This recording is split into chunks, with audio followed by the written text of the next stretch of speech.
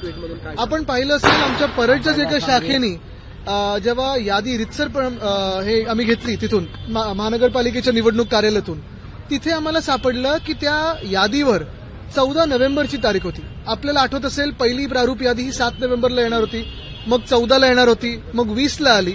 ही 14 नोव्हेंबरची जी प्रकाशित यादी होती ती कोणाच्या हाती गेलेली आहे? आधीच जर तुम्ही यादी छापली असेल तर नेमकं कोणाची मदत करत तुम्ही होतात आणि बाकीच्या यादींसाठी का तुम्ही थांबला होतात? भाजपच्या आदेशासाठी थांबला होतात की मेंढ्यांच्या आदेशासाठी थांबला होतात?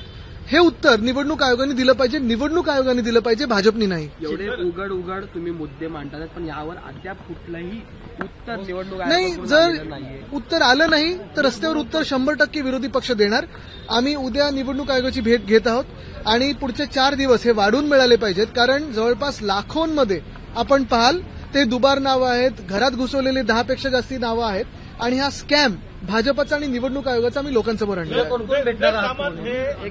एकनाथ शिंदे असतील एक मोठा गट घेऊन शिवसेनेतून बाहेर पडते असे आपले नेते म्हणतात. काही गुपितांवर मला जास्ती बोलायचं नाही. उद्या कोण तुम्ही भेटणार आहात निवडणूक आयोगाला? उद्या तर कळेल. आम्ही वेळ तर मागितलेली सगळ्या विरोधी पक्षांनी. मुंबई महानगरपालिका ठाकरेंचा रिलॉन्च झालं असं बोलू शकतो की अमित ठाकरे ज्या प्रकारे गेले नवी मुंबईला आणि ते सर्व सबमिट केलं वगैरे, आज नोटीस सुद्धा त्यांनी. पण रिलॉन्चची गरज काय? ते ऍक्टिव्ह तर आहेतच, ते कार्यरत आहेत आणि काम करतात.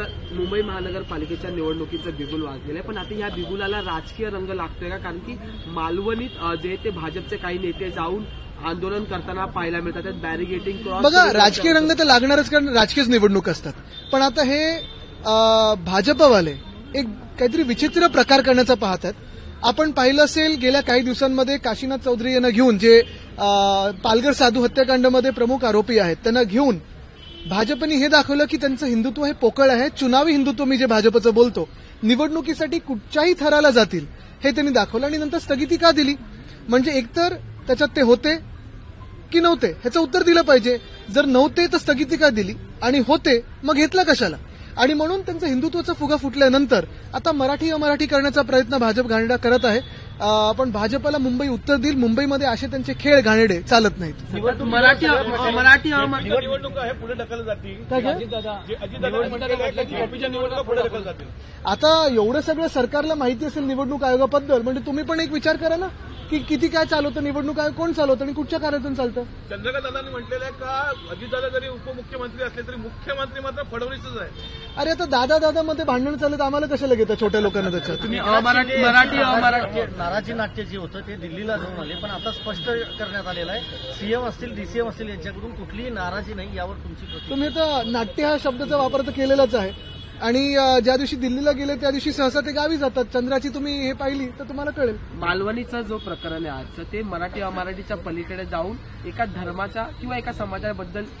बघा, तुम्हाला थेट सांगतो, भाजप हे हिंदू मुस्लिम करण्याचा प्रयत्न करतं. जिथे ते चालत नाही तिथे हिंदूंमध्ये लावालावी करण्याचा प्रयत्न करतं. जातींवरनं ते चालत नाही तिथे मराठी अमराठी करण्याचा प्रयत्न करतं.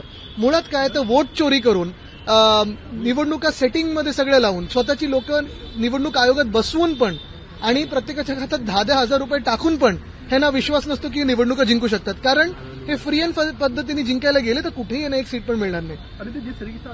ट्विट किया है वोट चोरी को लेकर. एक मिनिट सर, तुमचे नेते नरेश मस्केंच्या संपर्कात आहेत, खास करून सुषमा अंधारे, आणि असा आरोप उद्या सामंतांनी केला. चांगलं ना, मी बोललो ना, जे फुटणार आहेत त्यांच्यावर मला बोलायचं नाही. तिथे काय कोणाला व्हाइस कॅप्टन बोलतात हे जरा माहिती काढा. अदिति जी, जिस तरीके से आपने ट्वीट किया वोट शुरू कर लेकर, कांग्रेस भी एक बड़ा विरोध प्रदर्शन करने वाली 14 दिसंबर को दिल्ली में, कैसे देखते हैं? देखिए, वोट चोरी ये अभी तक जो होती आई है, फिर वो बिहार की जो एक्सपोज की करने वाले हैं, हरियाणा में जो एक्सपोज की, हमने जो वर्ली की और पूरे मुंबई के करने वाले हैं. अभी तक ये चुनाव के बाद हम करते आए हैं. ये हम एक एकेडमिक एक्सरसाइज हो या वोट चोरी करके ये गद्दी कैसे पकड़ के बैठे बीजेपी वाले, ये हमने दिखा है. लेकिन आज जो हमने पकड़ा है वो ये पूरी जो एक्सरसाइज है ड्राफ्ट रोल की, वो जारी होते हुए भी ये वोट चोर कैसे है ये हम दिखाना चाहते हैं. लाखों की संख्या में बहुत सारे नाम संभाव्य दुबार यानी पॉसिबली डबल ऐसे दिखाए गए हैं.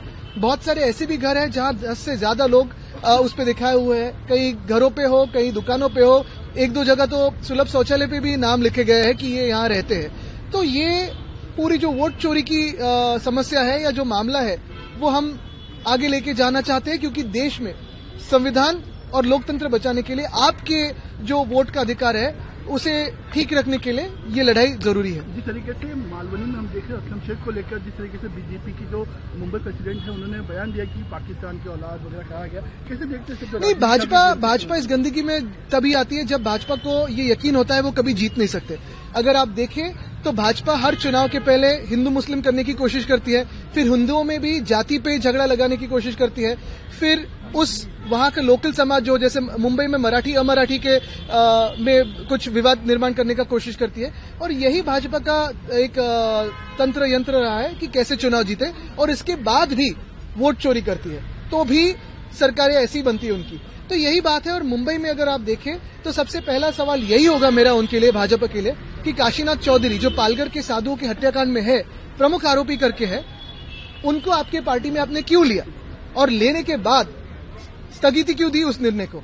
यानी एक बात तो है कि जो प्रमुख आरोपी है, जो उसमें प्राइम अक्यूज है, उनको आपने पार्टी में लिया, जो आज इतने महीने में हमें बदनाम करने की कोशिश कर रहे थे, उनको ही आपने लिया। और अगर उस हत्याकांड में वो नहीं है तो फिर क्यों स्थगिति दी।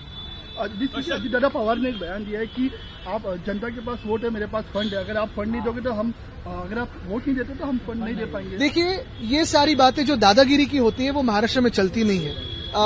बहुत सारे लोग ऐसे होते हैं, वो कहते हैं कि फंड दूंगा नहीं दूंगा, लेकिन कहीं ना कहीं न्याय देवता है कि नहीं, और न्याय करेंगे कि नहीं, अभी यही सवाल है।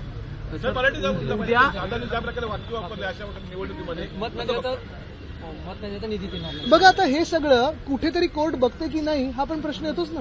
उद्या तुम्ही फक्त शिवसेना नाही, मला वाटतं जास्तीत जास्ती विरोधी पक्ष त्याच्या सोबत असतील. अजून आम्ही सगळे कोऑर्डिनेट करतो. आम्ही वेळ मागितलेली, वेळ आल्यानंतर तुम्हाला कळेल. कशाला हिशोब लागतो? निवडणूक आयोगाचा हिशोब आम्ही देऊ असं बावनकुळेंनी म्हटलं. चांगलं.